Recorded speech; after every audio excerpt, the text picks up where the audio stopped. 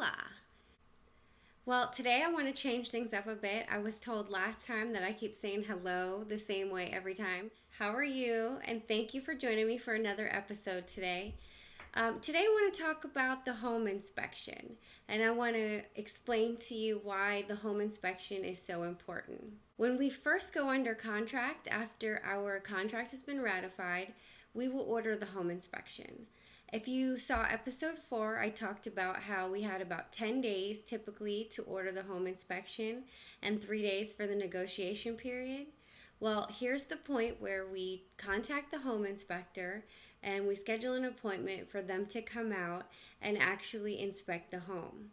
What they're going to look for in the structures are the footing, foundations, crawl space, floors, walls, columns, and chimneys. In the exterior, they're going to look at the driveway, the sidewalk, the deck, patio, grating, retaining walls, trim, windows, gutters, downspouts, roofs, all that good stuff. When they look inside, they're going to look at the walls, the ceilings, the windows, the floors, stairs, fireplaces, smoke detectors. And then the electrical, they're going to look at the GFI outlets, conductors, service entrance, and electrical panels, circuit breakers. And in the plumbing, they're going to look at the supply line, the distribution line, the drain, waste, vent lines, fixtures, vents, traps.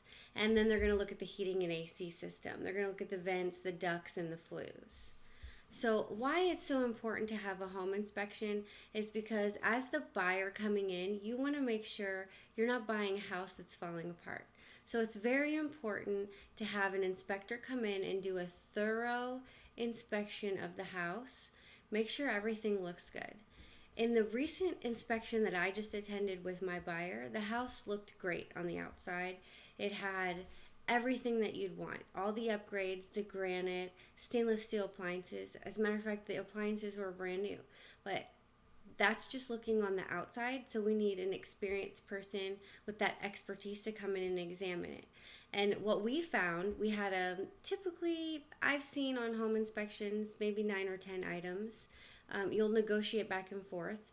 It was a pretty simple negotiation for this particular inspection. We had about 10 items that came up. He noted on the deck there were some deteriorating boards. He also noted missing the vinyl mesh screens on the windows. The hose bibs were leaky, so they need to fix that. They noticed the caulk in the bathroom.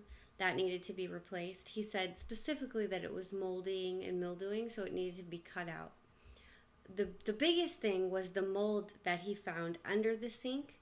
There was some water damage to the wood, but he specifically pointed out the mold. They need to come in and they need to clean that out and make sure that that's not a problem going forward. So once we had the home inspector come in, he provides us a report, and my home inspector actually gave my new homeowner a book on home care, and that's really good because she's a first-time home buyer, so she needs that information.